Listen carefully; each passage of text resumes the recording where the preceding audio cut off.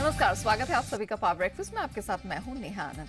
हफ्ते के आखिरी कारोबारी दिन में प्रवेश कर चुके हैं। आइए देख लेते हैं कि अंतर्राष्ट्रीय बाजारों से हमारे मार्केट्स के लिए आज किस प्रकार के संकेत निकल कर आ रहे हैं। गिफ्ट निफ्टी सुस्ताया, 112 अंकों की कमजोरी दिख रही है। 19,866 के पास हो रहा है कारोबार।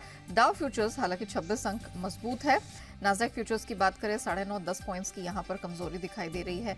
एशियन मार्केट्स पर नजर डालें तो यहां पर कुछ सुस्त शुरुआत होती हुई दिख रही है। जापानीज मार्केट निके इस समय 150 अंक नीचे है और बाकी जितने मार्केट्स खुल रहे हैं वो फ्लैटिश सी ओपनिंग के ही संकेत यहां पर देख रहे हैं। एक छोटे दायरे की ओपनिंग बनती हुई दिखाई दे रही है। उतार चढ़ाव और छोटे दायरे का ट्रेड तो हमने कमोडिटी मार्केट में भी देखा है। कच्चा तेल $80 के नीचे टिका हुआ है। सोने चांदी में भी हमने ऊपरी स्तरों से थोड़ा प्रेशर बनते देखा है। बेस मेटल्स 3 दिनों की सुस्ती के बाद थोड़ा रिकवरी के संकेत दे रहे हैं, बट ऑल इन ऑल कोई बड़े ब्रेकआउट सिग्नल्स नहीं दिख रहे। तो एग्जैक्टली क्या कुछ हुआ है बीते सत्र में अंतर्राष्ट्रीय बाजारों में और कहां रखनी है नजर, पूरी डिटेल लेकर दीपांशु हमारे साथ स्टूडियो में जुड़ चुके हैं। डीप मॉर्निंग, जबरदस्त एक्शन डाउन में दिखाई दे रहा है। नास्डैक हालांकि उसको फॉलो अप करता हुआ नहीं दिख रहा है। क्या हो रहा है एग्जैक्टली और क्या होने वाला है आगे? अनएक्सपेक्टेड लाइन्स ही हुआ है अमेरिकी बाजारों में एक्शन, क्योंकि आपको याद होगा कल जब हम बात कर रहे थे तो नास्डैक फ्यूचर्स आपको काफ़ी ज़्यादा गिरावट दिखा रहे थे आईटी नतीजों के दम पर, बट उसके सामने डाउ की स्ट्रेंथ बरकरार है और आपने एक्शन देखा है। आज सुबह ऑफकोर्स कल जो गिरावट आई है उसका थोड़ा इंपैक्ट आप एशिया के बाजारों में देख रहे हैं। एंड मोर इंपॉर्टेंटली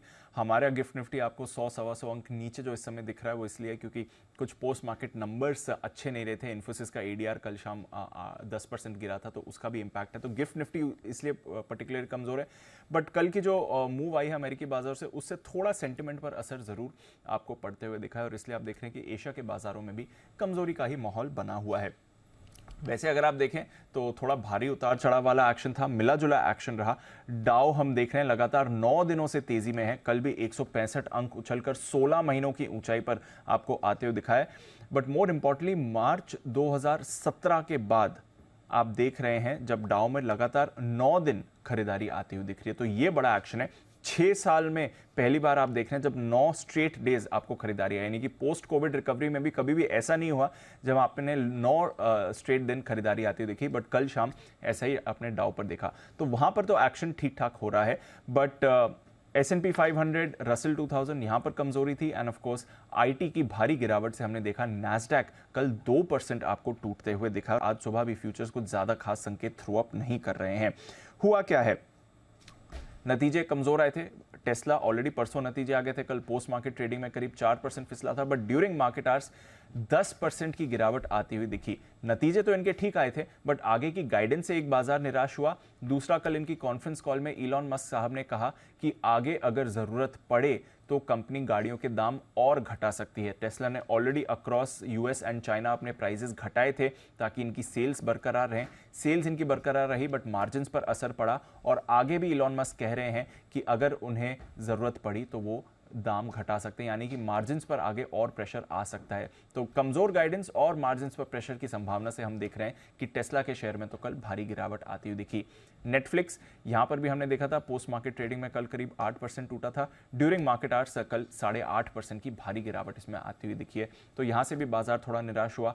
माइक्रोसॉफ्ट जो वैसे रिकॉर्ड्स पर ट्रेड कर रहा था कल रिकॉर्ड ऊंचाई से ये भी 2.5% फिसला है।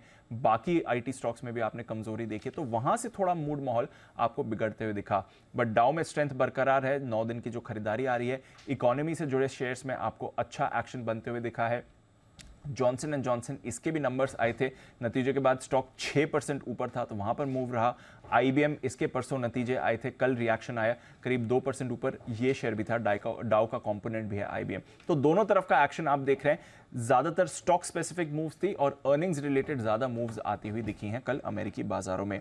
आज के नंबर्स की बात करें तो कुछ ऐसे बड़े नंबर्स नहीं है। एक अमेरिकन एक्सप्रेस के नंबर्स आने वाले हैं और चुनिंदा छोटे बैंक्स के नंबर्स आने वाले हैं। अब तक तो छोटे बैंक्स के नंबर्स पर बाजार ने पॉजिटिव रिएक्शन देखा है। अब देखते हैं और कुछ जो ये छोटे बैंक से नंबर्स आ जाते हैं इस पर बाजार कैसे रिएक्ट करेगा। कल इनके साप्ताहिक बेरोजगारी के दावे गिरकर आए तो सरप्राइज गिरावट आपने यहां पर आती हुई दिखी, जिसकी वजह से थोड़ा डॉलर में भी एक्शन बनते हुए दिखा और साथ ही बॉन्ड मार्केट में भी एक्शन दिखा। अगले हफ्ते की पॉलिसी में लगभग हर कोई मान रहा है कि ये रेट्स बढ़ेंगे, बट कल इनकी बॉन्ड यील्ड थोड़ी बढ़कर आई है 3.8% के ऊपर, इनफैक्ट ऑलमोस्ट 3.85% पर आ गई है, तो वहां पर भी आपको रखनी पड़ेगी नजर। यूरोप के बाजार ठीक ठाक थे, आधे से 0.5% की आपने खरीदारी यहां पर आती हुई देखी है। कमोडिटी बाजार में देखें तो थोड़ा उतार चढ़ाव था, बट जो मैं मैं कह रहा था डॉलर की रिकवरी है, 100.5 के ऊपर डॉलर इंडेक्स करीब एक हफ्ते के बाद आपको दिख रहा है। कच्चा तेल दायरे में था। सोने में कल गिरावट आपने देखी है, करीब 2 महीने की ऊंचाई से सोना फिसला है, 15-18 डॉलर की गिरावट कल आते हुए देखी। चांदी पर भी थोड़ा प्रेशर था, बट एसेंशियली दायरे में ही कारोबार हो रहा है। बेस मेटल्स में कल रिबाउंड हुआ है, तो ये इंटरेस्टिंग चीज़ है। देखते हैं आज यहाँ पर कोई रिएक्शन आता है कि नहीं। और एग्री कमोडिटीज़ में भी थोड़ा उतार चढ़ाव है, ये जो ब्लैक सी ग्रीन डील रद्द हुई है उसके बाद का।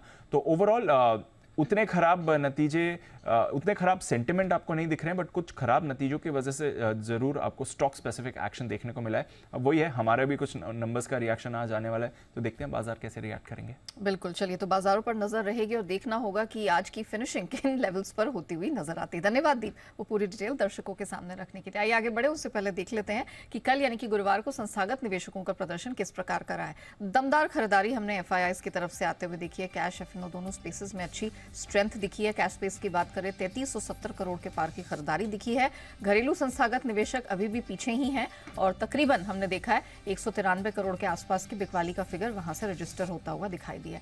अब जिस तरह के ग्लोबल संकेत हैं, जो कि बुरे तो नहीं ही कहेंगे, थोड़े से मिक्स बैग हैं और इंडिविजुअल नंबर्स का इंपैक्ट दिख रहा है। इन सब के बीच हमारे मार्केट में आज क्या रणनीति अपनानी, इन सब पर बात करने के लिए जी बिजनेस के मैनेजिंग एडिटर अनिल सिंह भी हमारे साथ जुड़ चुके हैं।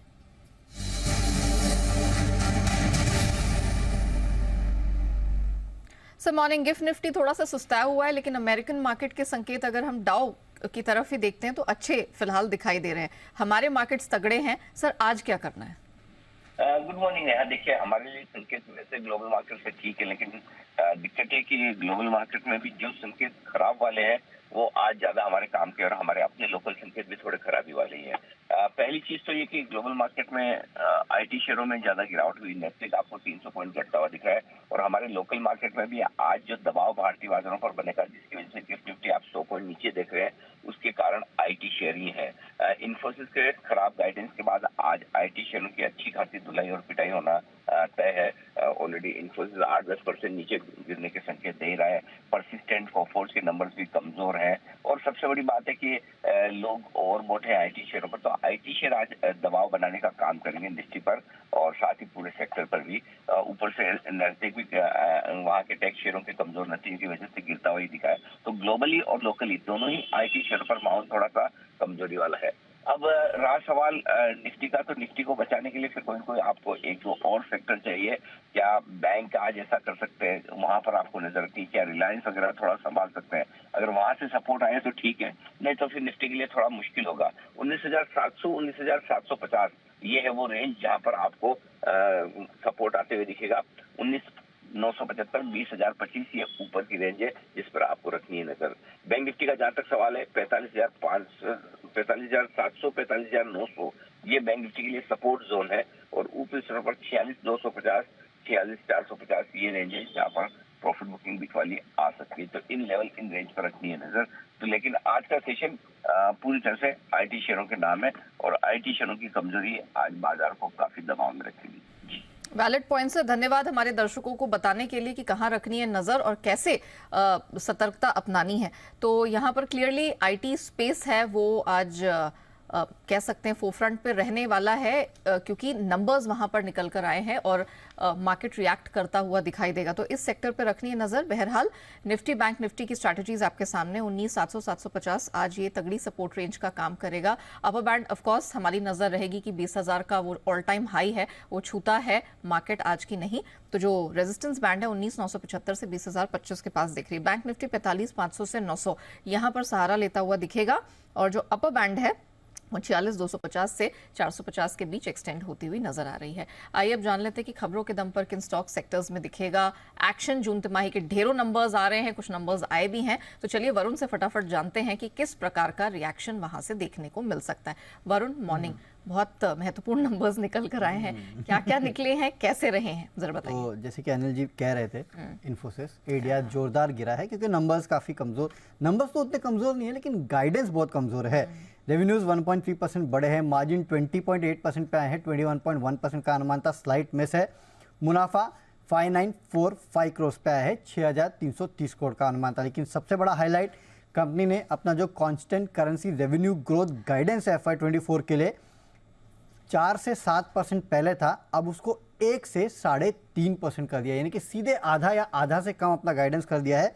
और इसके लिए आपने देखा एडीआर की धुलाई हुई है।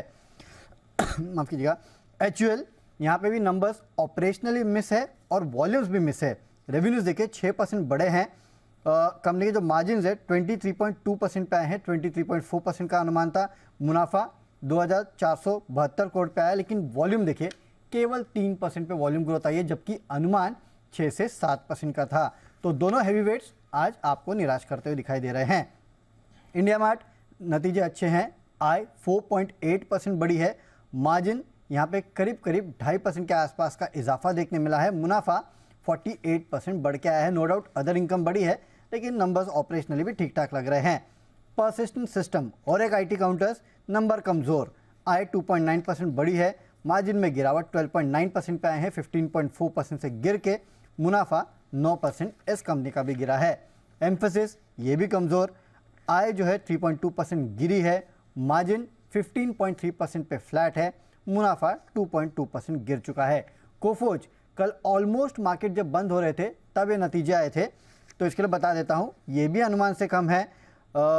आय जो है 2.4% बढ़ के आई है, मार्जिन 10.4% पे आए थे, जबकि अनुमान जो था वो 14% का था। और मुनाफा अगर आप देखेंगे तो 165 करोड़ पे आया। हालांकि इस कंपनी ने अपना गाइडेंस मेंटेन किया है, लेकिन हाँ एक तो फ्राइडे है और लिकर स्टॉक्स आज फोकस में रह सकते हैं, क्योंकि यूनाइटेड स्पिरिट्स नतीजे अच्छे हैं, रेवेन्यूज डाउन है, लेकिन मार्जिन देखिए 17.73% पे आए हैं, 13.63% का अनुमान था, यानी कि मार्जिन में अच्छा खासा बीट देखने मिला। और मुनाफा भी देखिए 22% के आसपास की बढ़ोतरी है, 238 करोड़ पे आया, जबकि 174 करोड़ का अनुमान था। वॉल्यूम ग्रोथ जो है 5.8% रह चुकी है।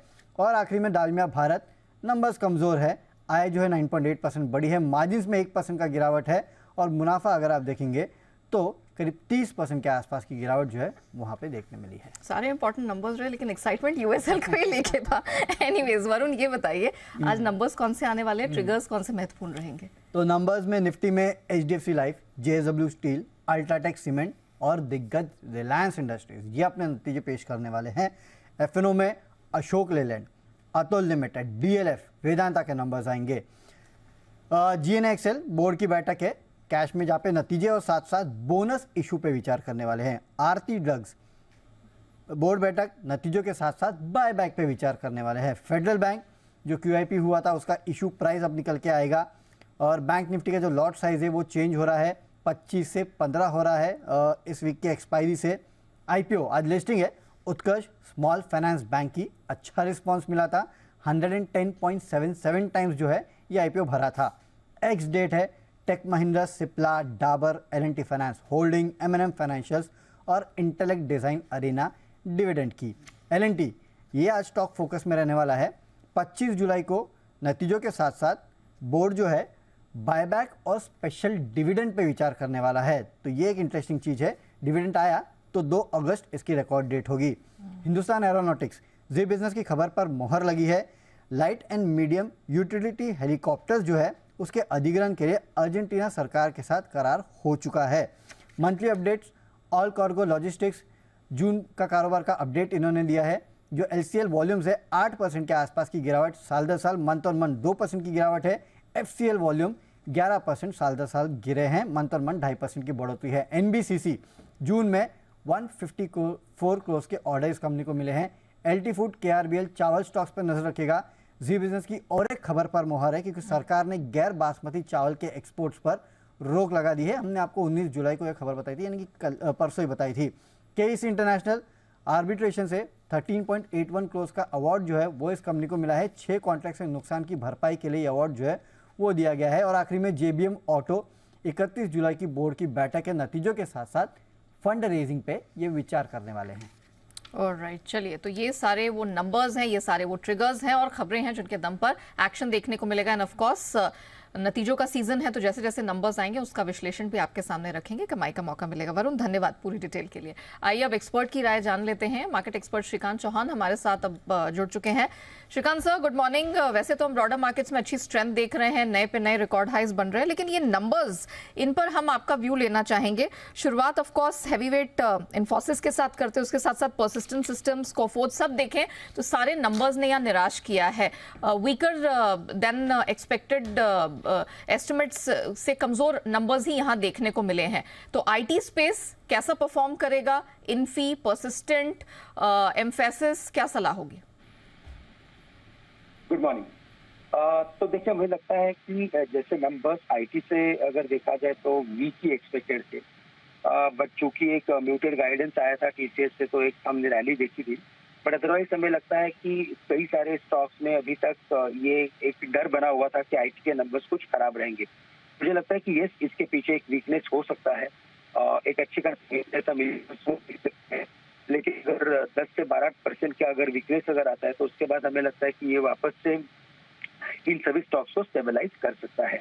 तो बाय ऑन डिप्स की स्ट्रैटेजी रखें, लेकिन यस, थोड़ा सा एक medium to long term view के बेसिस पे इन सभी में आप इन्वेस्टमेंट करके चल सकते हैं। फॉर ट्रेडिंग पर्पस एक बार हमें ये देखना पड़ेगा कि कितने जल्द ये स्टेबलाइज होते हैं इनके प्रीवियस लोज के ऊपर। बेसिक यही रिकमेंडेशन आ रही है कि आप थोड़ा सा और इंतजार करें, लेकिन पोजिशनली यहाँ पर बाय ऑन डिप्स की रणनीति अपनाकर आईटी स्पेस में चल सकते हैं। Very well. अच्छा सर, हमने देखा एचयूएल ऑपरेशनल फ्रंट पे, वॉल्यूम फ्रंट पे, दोनों ही फ्रंट पे नंबर्स में मिस देखने को मिला, निराश किया है एचयूएल के नंबर्स ने भी। तो यहाँ पर क्या आपकी सलाह होगी आज? बिल्कुल, इनफैक्ट एचयूएल में भी अगर देखा जाए तो इस बार के जो मार्जिन थे या रिवेन्यू के नंबर थे, वहाँ पे एक गिरावट एक्सपेक्टेड थी और उसी लाइन विद एक्सपेक्टेशंस नंबर है। तो हमें लगता है कि यहाँ पे भी हमें कुछ बड़ा कोई करेक्शन तो बिल्कुल देखने नहीं मिलेगा। हमें लगता है कि इसी रेंज में ट्रेड करते हुए नजर आएगा। 2600 और 2800 के रेंज में ये ट्रेड करते हुए नजर आया है, और शायद अगर ये इन रिजल्ट के पीछे अगर 2650 या 2600 के करीब अगर मिलता है तो वहाँ पे हम कुछ लॉन्ग पोजीशंस बना सकते हैं। ऑलराइट, चलिए।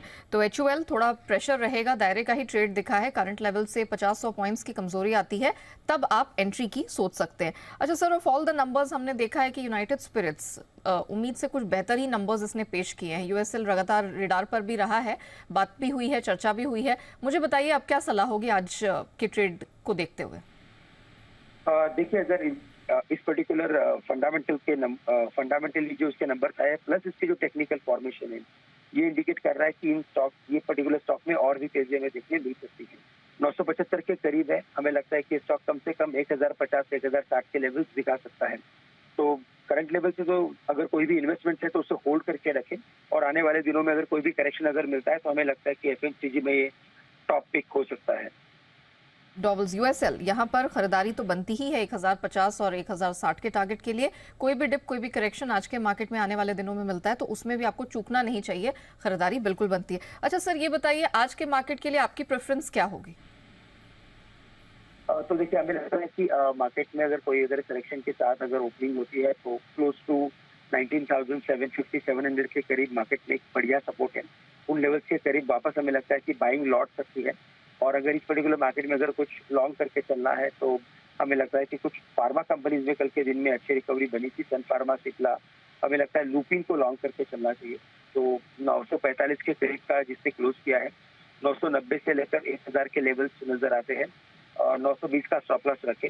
और साथ ही साथ मुझे लगता है कि टाटा कंज्यूमर यहाँ पे अच्छा एक टेक्निकल फॉर्मेशन बना है, और यहाँ पे और भी यहाँ से बढ़त हमें देखने मिल सकती है। कल की क्लोजिंग की तकरीबन 875 के करीब की क्लोजिंग थी। यहाँ पे हमें लगता है कि इसमें अगर तेजी बनती है तो ये स्टॉक कम से कम 920 के लेवल दिखा सकता है, तो 840 के स्टॉप लॉस के साथ जा सकता है। Very well, thank you so much sir हमारे साथ जुड़ने के लिए और चुनिंदा स्टॉक सेक्टर्स पर राय देने के लिए। लुपिन आ रहा है पसंद, 990 से 1000 के टारगेट के लिए करे खरीदारी, 920 का stop loss. Tata consumer products 920 तक ऊपर जाने का दमखम ये स्टॉक रखता है, 840 का स्टॉप लॉस लगाकर करे इसमें खरीदारी। आइए अब कमोडिटी बाजार की रणनीति भी समझ लेते हैं, और हमारे साथ कुंवर जी कमोडिटीज के रवि देवरा अब शो में शामिल हो चुके हैं। रवि गुड मॉर्निंग, बहुत स्वागत है आपका। रवि, वैसे तो हम बहुत टाइट रेंज का ट्रेड देख रहे हैं। एक नेचुरल गैस है जिसने कुछ दमदार स्ट्रेंथ दिखाई है। ऑफ कोर्स ये जो लेटेस्ट ब्लैक सी टेंशन रहा है, इसके चलते फर्टिलाइजर स्टॉक्स हमने बढ़ते देखे हैं, तो कहीं ना कहीं एक एक्सपेक्टेशन जाग गई है कि एनजी की यहाँ पर डिमांड भी बढ़ेगी। 5% ऊपर नेचुरल गैस बंद हुआ है, क्या सलाह होगी? डेफिनेटली कल ये रशिया से जो न्यूज आया, इन पर्टिकुलर फर्टिलाइजर डिमांड को लेके जो ऑप्टिमिज्म रहा, और काफी टाइम से देखे तो एक नेचुरल गैस में अंडर परफॉर्मेंस था, तो एक शॉर्ट कवरिंग ड्यू था। मुझे लग रहा है कि ये तेजी आज भी बरकरार रह सकती है। लेवल स्पेसिफिक बात करें, 222.50 के करीब आज इंट्राडे में मिलता है, तो बाई करके चल सकते हैं। डाउन साइड स्टॉप लॉस 217 का लगा है। मुझे लग रहा है कि नेचुरल गैस में 1 से 2 ट्रेडिंग सेशन में 235 तक के लेवल आपको दिखने चाहिए। ऑलराइट, साथ ही कॉपर पर व्यू जानना चाहेंगे। 730 के पास क्लोजिंग दिखाई है, क्लैरिटी नहीं है, वही छोटे दायरे का ट्रेड है। रीसेंट हाइस के बाद फिर से ऊपरी स्तरों पर जाने की कोशिश हो रही है। कॉपर आज क्या करें? डेफिनेटली लगातार वहाँ पे particular outperformance versus other peers देखने को मिला है। सप्लाई रिलेटेड जो इश्यूज है, इस हिसाब से डिस्पाइट के चाइना के मैक्रोस वीक थे, हालांकि ये कमोडिटीज ने काफी अच्छी स्ट्रेंथ दिखा और हमारा लगातार इस पे कन्विक्शन भी रहा है। मुझे लग रहा है कि ये तेजी आगे बढ़नी चाहिए। कल डॉलर इंडेक्स में काफी बड़ी स्ट्रेंथ है, डिस्पाइट के कॉपर के प्राइसेस 1% तक की तेजी के साथ क्लोज हुए थे। आज भी तेजी बरकरार रह सकते हैं। 727 के करीब बाई करें, स्टॉप लॉस 720 का लगाए, और इंट्राडे में 742 742 तक के टारगेट आपको देखने को मिल सकते हैं। तो मुझे लग रहा है कि आज भी डे ऑफ शॉर्ट कवरिंग हो सकता है। डॉलर इंडेक्स जो स्टेबल हुआ है, इसका भी एक फायदा आज कॉपर के प्राइसेस में आता हुआ दिख सकता है। क्विकली सिल्वर पर राय दे दीजिए। 1000 रुपए का करेक्शन कल रात को देखने को मिला है क्लोजिंग सेशन में, आज क्या करना है? आज कॉन्ट्रा कॉल लेना है। सिल्वर जो करेक्शन था वो कल डॉलर इंडेक्स के स्ट्रेंथ की वजह से था। आज शायद थोड़ा बहुत शॉर्ट कवरिंग वहाँ पे दिख सकता है, और कोई बड़े डेटा भी नहीं है, तो बाई करें 75,200 के करीब। 74,560 का स्टॉप लॉस लगा है। आज मुझे लग रहा है कि 76,420 तक के लेवल आपको सिल्वर में आते हुए दिख सकते हैं। तो कल की गिरावट है एक बाइंग की अपॉर्चुनिटी के दौर पे दिखने चाहिए। वेरी वेल, धन्यवाद रवि जी हमारे साथ जुड़ने के लिए, बताने के लिए कि किन कमोडिटीज में है कमाई के मौके। नेचुरल गैस, कॉपर, चांदी मिस मत करिएगा, अच्छी स्ट्रेंथ यहां बनती दिख सकती है। आइए अब बात करते हैं FIR यानी FI इन्वेस्टमेंट रिपोर्ट्स की।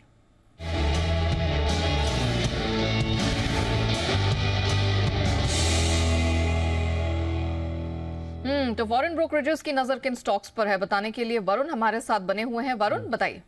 तो काफ़ी सारे इंटरेस्टिंग रिपोर्ट्स है। सबसे पहले तो दिग्गज HUL, यहाँ पे CLSA और मॉर्गन स्टैनली दोनों ने अपना स्टैंस जो है वो बदला नहीं है, टारगेट भी बदले नहीं है। लेकिन JP मॉर्गन देखिए, नतीजों के बाद प्राइस टारगेट 100 रुपये से बढ़ा दिया है, 2750 से बढ़ा के अब 2850 का किया है। इन्फोसिस पे भी ऐसे ही इंटरेस्टिंग रिपोर्ट्स है।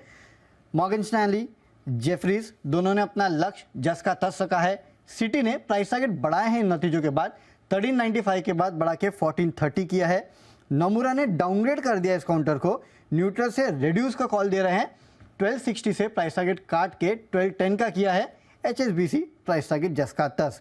कोफोज, सिटी सेल का कॉल दे रहा है, प्राइस टारगेट में कोई बदलाव नहीं। नमूरा के प्राइस टारगेट में कोई बदलाव नहीं। एक HSBC है जो यहाँ पे टारगेट बढ़ा रहा है, 5450 से बढ़ा के 5640 किया। तो इंटरेस्टिंग है कि नतीजे खराब आने के बाद भी IT कंपनियों में प्राइस टारगेट बढ़ाए जा रहे हैं। मॉर्गन स्टैनली एम्फेसिस पे इक्वल वेट का कॉल है, 1890 का प्राइस टारगेट है।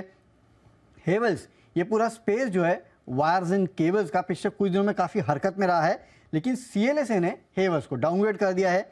रेड्यूस से अब सेल का कॉल है, 1330 से प्राइस टारगेट काट के 1250 का किया है। मॉर्गन स्टैनली, JP मॉर्गन कोई बदलाव नहीं है। और रिलायंस इंडस्ट्रीज, अब यहाँ पे देखिए मॉर्गन स्टैनली प्राइस टारगेट बढ़ा रहा है, 2924 से बढ़ा के 3210 ओवरवेट का कॉल है। लेकिन मैक्वेरी यहाँ पे इन्होंने अंडर परफॉर्मर का कॉल दिया और डाउनग्रेड किया एक्चुअली इसको, न्यूट्रल से अंडर परफॉर्मर। प्राइस टारगेट लेकिन बढ़ाया है, 1930 से बढ़ा के 2100 का किया है। और नमूरा 2596 से बढ़ा के 2850 का कर दिया। तो काफ़ी सारे बदलाव है और दिग्गजों पे अब रिपोर्ट्स आ रही है। और इंटरेस्टिंग IT पे है, नतीजे खराब है, प्राइस टारगेट बढ़ाए गए हैं, क्या सोच के पता नहीं। चलिए, काफी इंटरेस्टिंग है ये रिपोर्ट्स, और ऑफ कोर्स मार्केट इस पर रिएक्ट करता हुआ जरूर दिखेगा। धन्यवाद वरुण पूरी डिटेल के लिए। चलिए, पावर ब्रेकफास्ट को हम रैप अप यहीं पर करते हैं, लेकिन बने रहिएगा जी बिजनेस के साथ।